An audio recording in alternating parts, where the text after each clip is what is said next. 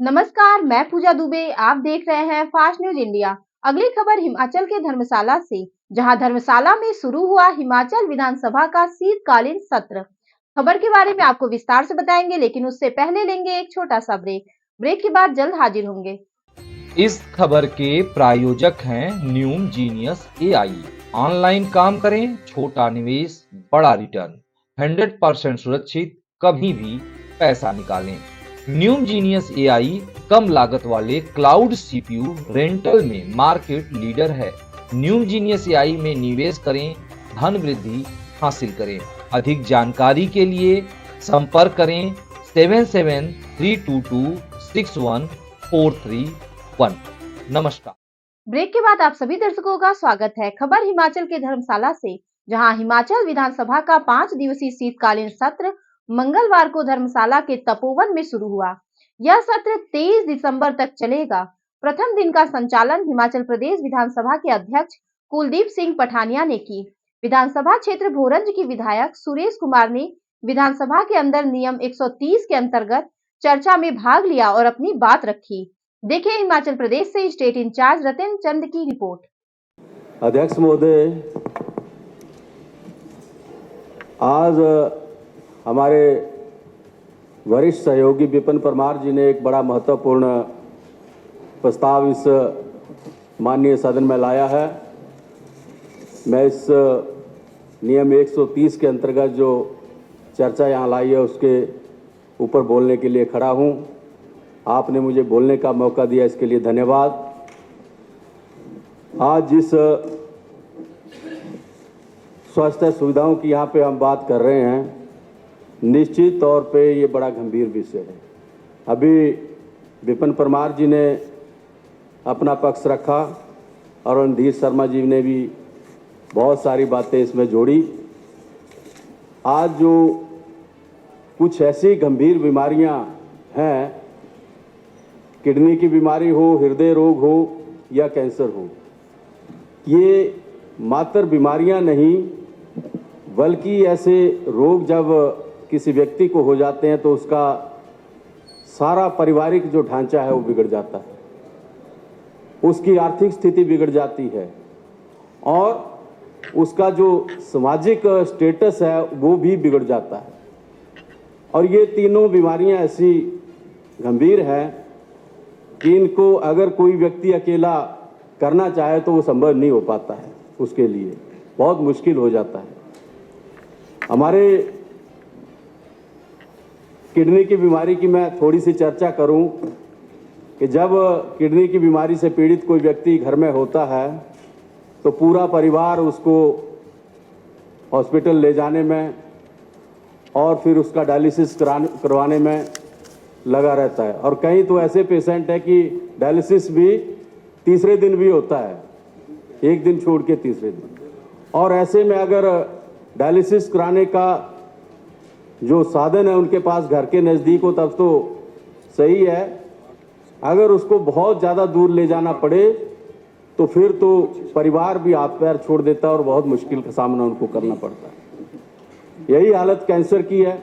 Cancer की तो हालत ही बहुत गंभीर है और ये सारी बीमारियां इतनी तेजी के साथ आगे बढ़ रही हैं कि इनके ऊपर इस सदन में चर्चा किया जाना जो है बहुत ज़रूरी हो गया। सबसे पहले उपचार की बात हम लें, वो तो बाद में है, लेकिन उपचार से पहले इनको किस तरीके से इनके प्रभाव को रोका जाए और समय पे इनकी जांच हो। कैंसर जैसी बीमारी का अगर समय रहते पता लग जाए और उसका इलाज जो है समय रहते शुरू कर दिया जाए तो इतना अवश्य है कि रोगी जो है वो इस बीमारी में लंबा समय जो है वो अपने जीवन का ले लेता है। हमारे पास पिछला जो बजट हमारा यहाँ पे प्रस्तुत हुआ था, मैं धन्यवाद करना चाहता हूँ माननीय मुख्यमंत्री ठाकुर सुखविंदर सिंह सुक्खू जी का।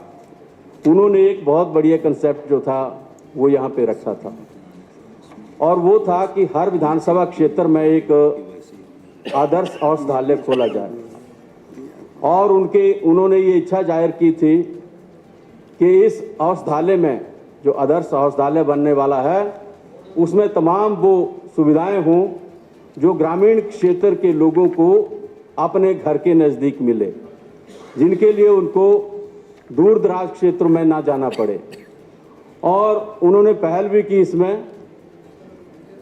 अभी हर जो सब डिविजनल हेडक्वार्टर का हॉस्पिटल है, हमारी सरकार ने प्रयास किया है कि इसमें 6 जो डॉक्टर हैं वो स्पेशलिस्ट दिए जाएं, और बहुत सारे अस्पतालों में वो डॉक्टर आ चुके हैं और कई जगह पे रह गए, उनकी नियुक्तियों का जो सिलसिला है वो जारी है। मेरे विधानसभा क्षेत्र भोरंज में भी जो हमारा सब डिविजनल हेडक्वार्टर का हॉस्पिटल है, उसमें भी माननीय मुख्यमंत्री जी ने और हमारी सरकार ने 6 MD डॉक्टर जो हैं वो हाल ही में नियुक्त किए हैं। इसके लिए मैं उनका धन्यवाद करता हूँ। मेरे अपने नॉलेज के मुताबिक किसी भी अस्पताल को अगर चलाना हो तो उसमें सबसे पहले जो डॉक्टर हैं उनकी ज़रूरत तो है ही, स्पेशलिस्ट डॉक्टर की, लेकिन किसी भी अस्पताल को कामयाब करने के लिए हमारे पास जब तक ऑपरेशन थिएटर काम नहीं करता है तब तक कोई भी हॉस्पिटल जो है वो सक्सेस नहीं होता है। और ऑपरेशन थिएटर स्थापित करने के लिए कई ऐसी चीज़ों की ज़रूरत है। उसमें एक्सरे मशीन होनी चाहिए, हमारे पास सर्जन होना चाहिए, हमारे पास एनेस्थीसिया का डॉक्टर होना चाहिए, हमारे पास ब्लड बैंक होना चाहिए, हमारे पास ऑक्सीजन प्लांट वहाँ पे होना चाहिए, और इसके साथ और भी कई सुविधाएं। ये सारी सुविधाएं अगर हॉस्पिटल में होगी तभी फिर सर्जरी संभव हो पाएगी, और जिस हॉस्पिटल में सर्जरी का प्रावधान हो वो हॉस्पिटल फिर अच्छे से चलता है। तो मेरा ये मानना है कि जितने भी हमारे ये सब डिविजनल हेडक्वार्टर के हॉस्पिटल हैं, इनका जो आधारभूत ढांचा है उसको तैयार करना की आवश्यकता है, और यहाँ पे सर्जरी का जो प्रोविज़न है वो डेवलप करने की ज़रूरत है। इस दिशा में अगर हम सोचें तो हमारे पास अभी बहुत सारे ऐसे हॉस्पिटल हैं जिनमें एक्सरे मशीन तो है लेकिन वो काम नहीं कर रही है, अल्ट्रासाउंड मशीन तो है लेकिन वो काम नहीं कर रही है, उसको चलाने वाला जो रेडियोग्राफर है वो हमारे पास उपलब्ध नहीं है या दूसरा स्टाफ उपलब्ध नहीं है, हमारे पास ऑक्सीजन प्लांट नहीं है। तो ये सारी चीज़ें उन सब डिविजनल जो हॉस्पिटल हैं हमारे उनमें करने की ज़रूरत है, और एक्सरे मशीन हर हॉस्पिटल में हो, अल्ट्रासाउंड मशीन हर हॉस्पिटल में हो, ब्लड बैंक हर हॉस्पिटल में हो, ऑक्सीजन प्लांट जो है हर हॉस्पिटल में हो, और इसके साथ साथ हर हॉस्पिटल में हमारे पास डायलिसिस सेंटर जो हैं वो होने चाहिए, ताकि हमारी ये जो जिन गंभीर बीमारियों की हम यहाँ पे चर्चा कर रहे हैं, इन गंभीर बीमारियों से लड़ने में हम सक्षम हो सकें और लोगों को अच्छी जो स्वास्थ्य सुविधा है वो प्रदान कर सकें। अभी इसके साथ एक चीज़ और जोड़ने की आवश्यकता है, हमारे पास टेस्टिंग लैब जो हैं उसका भी अभाव है। हमारे इस हिमाचल प्रदेश में पिछले सरकारों के दौरान टेस्टिंग लैब के लिए बहुत सारी कंपनियां जो है वो काम कर रही हैं, और कृष्णा लैब भी उसमें है।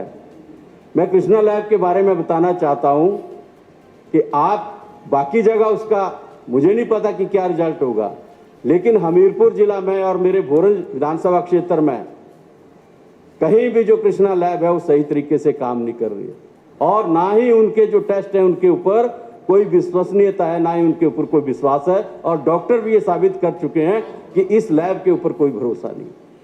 तो ऐसी लैब क्यों वहां पे काम कर रही है ये भी सरकार को देखना पड़ेगा, और उसकी जो गुणवत्ता है उसको भी चेक करने की आवश्यकता है।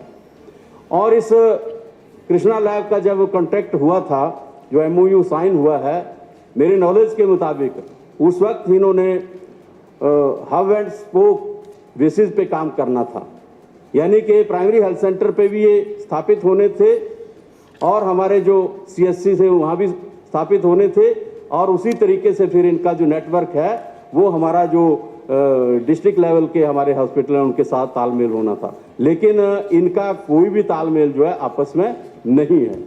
दूसरी बात, आज एक चीज़ और देखने को मिली है, जहां इन अस्पतालों को इक्विपमेंट से डेवलप करने की आवश्यकता है, वहीं हमारे जो प्राइमरी हेल्थ सेंटर हैं उनको भी सुदृढ़ करने की आवश्यकता है। हमारे जितने भी प्राइमरी हेल्थ सेंटर हैं वो लोगों की रोज की जो स्वास्थ्य संबंधी जो जरूरतें हैं उनको पूरा करते हैं। सरकार को हर प्राइमरी हेल्थ सेंटर में 2 MBBS डॉक्टर जो हैं उनके पद सृजित करने चाहिए। ये मेरा सरकार से आग्रह भी रहेगा और ये ऐसी आवश्यकता भी जमीनी स्तर पे है। इसी के साथ जो प्राइमरी हेल्थ सेंटर है उसमें भी हमारी जो लैब्स हैं वो ठीक से चले। हमारे PSC में डेंटल जो डॉक्टर है वो भी हो और डेंटल की सुविधा भी वहाँ पे हो। और बहुत सारी जगह पे ऐसा देखने को मिला है, कई जगह डेंटल डॉक्टर तो हैं लेकिन डेंटल मैकेनिक नहीं है। बहुत सारी जगह पे डॉक्टर तो है लेकिन उसके बाद फिर दूसरा स्टाफ नहीं है। तो ये सारी कमी हमें पूरी करनी पड़ेगी, तभी हम ग्रामीण क्षेत्रों को एक अच्छी स्वास्थ्य सुविधा जो है वो दे सकेंगे। हमारे टांडा मेडिकल कॉलेज की हम बात करें, ये 1996 में स्थापित हुआ। हंसराज जी कह रहे हैं कि मत करो, लेकिन मैं करूंगा। 1996 में हॉस्पिटल स्थापित हुआ। ये मैं इसलिए कह रहा हूं कि हमारे साथी रणधीर शर्मा जी ने अभी कहा कि हमारे हॉस्पिटलों का बुरा हाल है, तो ऐसा नहीं है कि ये बुरा हाल